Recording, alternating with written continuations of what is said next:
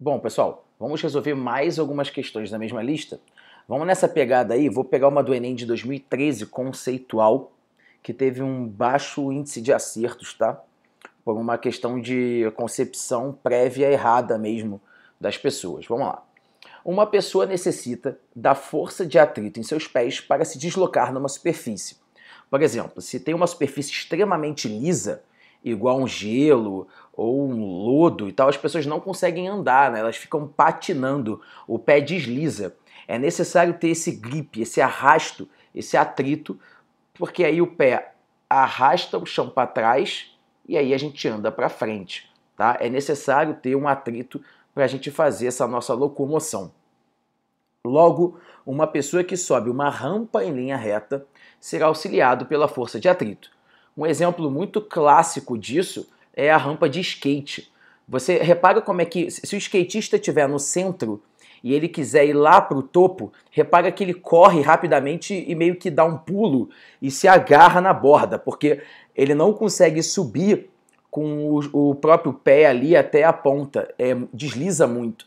Então ele não tem o atrito necessário para subir. É uma pista extremamente polida, então fica difícil de subir, tá?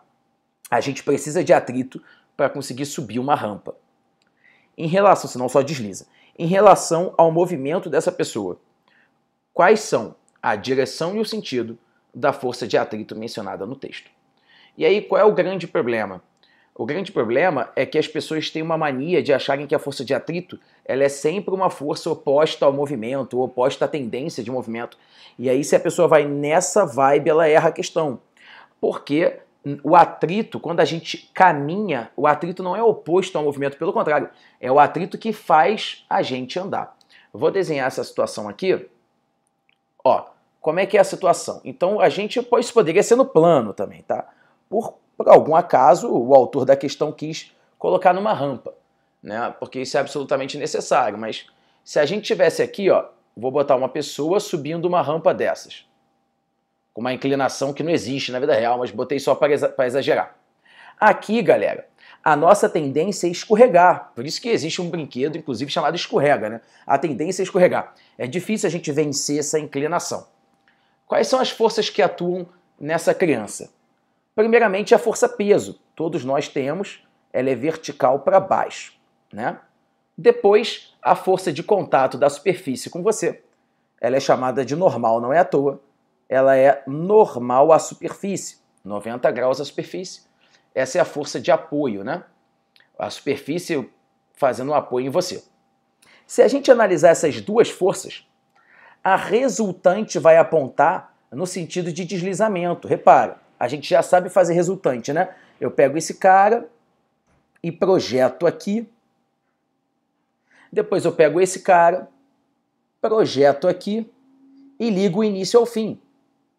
Se eu analisar só essas duas forças, a resultante me diz que existe uma tendência para o cara escorregar. Qual é a força que é oposta a soma, né, da normal e do peso? É a força de atrito, gente. Se a menina está subindo a rampa, a força de atrito, ela tem que ser igual a essa força oposta, que é uma tendência de escorregar, para ele subir. Pelo menos igual, né? Porque igual você já garante que ele vai subir com velocidade constante. Rapaziada, a força de atrito é sim a favor do movimento. Quando a gente fala de caminhada, a pessoa, ela arrasta, ela tá meio que empurrando o chão para trás, ela vai para frente. É o atrito que garante. Existem várias outras situações que é o atrito que permite o movimento. Por exemplo, uma roda rodando, a roda só roda por causa de atrito, porque se a superfície for perfeitamente polida, a roda desliza. Ela nunca vai rolar. O rolamento é uma consequência de atrito. Tanto é que quando um carro está patinando, né, ele está no lodo ali, a roda está deslizando, ela não consegue rolar e aí o carro fica atolado. Existem várias situações. Na neve, no gelo, a gente não caminha, assim, a gente desliza no esqui, né? E uma outra coisa também curiosa, se você pegar um livro e botar uma carteira em cima, um outro livro em cima, se você arrastar o livro para frente, a carteira que está em cima vai para frente também. É o atrito que garante esse movimento, né? Se não tivesse atrito, você ia puxar o livro e a carteira ia cair, né? Então, o atrito é sim favorável ao movimento. Como é que é o nosso gabarito, então? a força de atrito ela é paralela ao plano e no mesmo sentido do movimento, tá bom? Então a gente tem aí a nossa letra C como gabarito e muita gente marcou letra B de bola, paralela ao plano, sentido contrário ao movimento. Não é o caso. Se fosse um bloco deslizando, aí sim. Se fosse um bloco, é que o bloco não tem essa propriedade de caminhar, né? Não tem um pé. Se fosse um bloco subindo, aí sim a força de atrito cinético, né, nesse caso, também ia ser oposto ao movimento. Legal? Então tá bom. Vamos para mais. Vamos fazer uma de força elástica, né? Não, vamos fazer a 7 que tem atrito. E aí eu vou para a última, uma pegada de força elástica aqui talvez. Tá, vamos lá para a 7. A força de atrito cinético entre a agulha e o disco de vinil tem módulo 8 vezes 10 a menos 3 newton. Sabendo que a normal vale tanto quanto que é o coeficiente de atrito. É uma aplicação simples de fórmula, né? Uma questão do ano passado aí da Unicamp, só fazer que a força de atrito cinético nada mais é do que o coeficiente de atrito cinético vezes a normal. E ela independe de superfície de contato, ela independe de velocidade, né? Não tem nenhuma relação desse tipo, tá? Então a força de atrito, eu já até esqueci os valores, 8 vezes 10 a menos 3. E a gente quer saber o coeficiente de atrito cinético. E a normal está valendo quanto? A força de contato? 2 vezes 10 a menos 2. O que é a mesma coisa que 20 vezes 10 a menos 3, né? 2 vezes 10 a menos 2, eu posso escrever 20 vezes 10 a menos 3 sem nenhum prejuízo. Cortai-vos, eu disse cortai-vos. E aí, o que sobrou entre mortos e feridos, né? Após tantos cortes. Mi, 8 sobre 20. Ou 4 sobre 10, 0,4.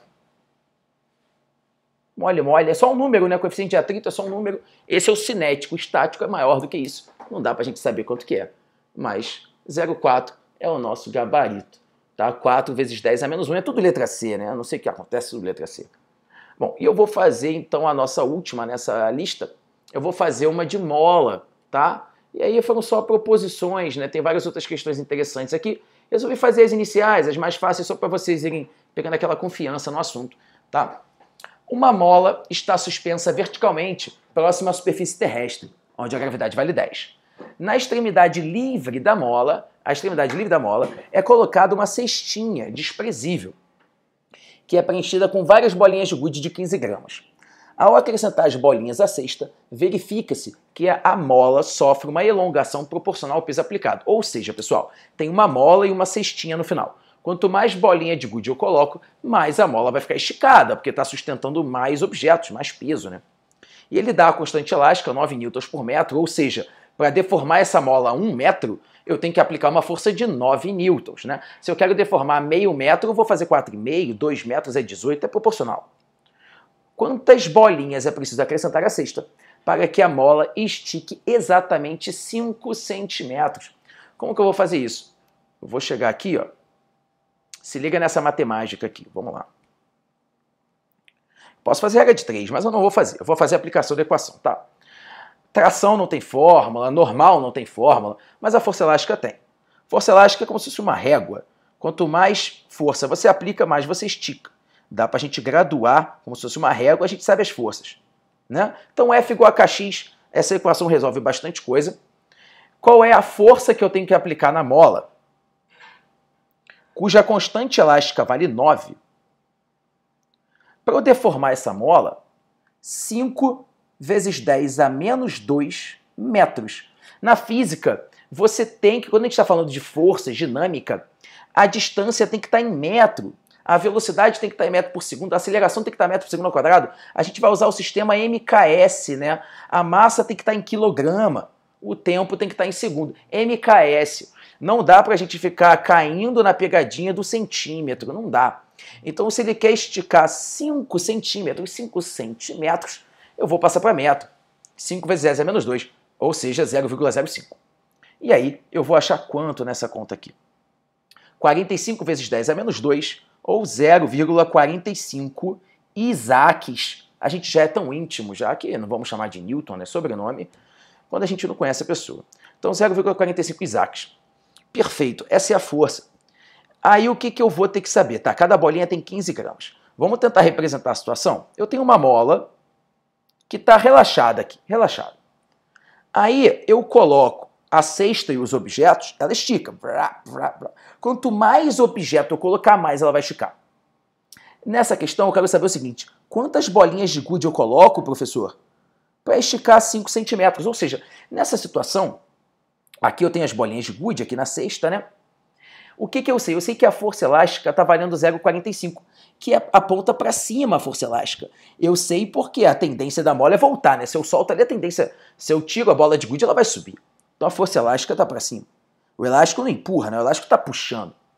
Para baixo é a força que todo mundo sofre, é o peso. É o peso das bolinhas de gude. Se está em equilíbrio, são iguais. Nessa situação ela está em equilíbrio. Ele falou que a mola esticou 5 centímetros e ali ficou. Então significa que a força elástica é igual ao peso das bolinhas. Pessoal, vamos agora aplicar a equação do peso. Peso é igual a mg. Massa vezes gravidade. Eu tenho 0,45 newtons, que é o total de peso da bolinha, que é o que a mola está sustentando. Então qual é a massa das bolinhas de gude? Sendo que a gravidade na Terra é 10. Eu vou falar que as bolinhas de gude somadas têm 0,045 kg de massa. Legal? Massa em quilograma. Se eu multiplico por 1000, 1, 2, 3, 45 gramas. Eu tenho 45 gramas de bola de gude que essa mola está sustentando. Aí eu vou lá na minha questão. Poxa, 45 gramas são 3 bolas de gude. Letra B de bola, finalmente uma questão que não era letra C. Se eu não estiver enganado, as outras todas foram isso. Então, pessoal, espero que vocês tenham curtido mais esse vídeo. E aí é só bola pra frente, é só tocar aí. Depois eu faço mais uns outros vídeos pra gente, legal? Abraços, bons estudos, valeu!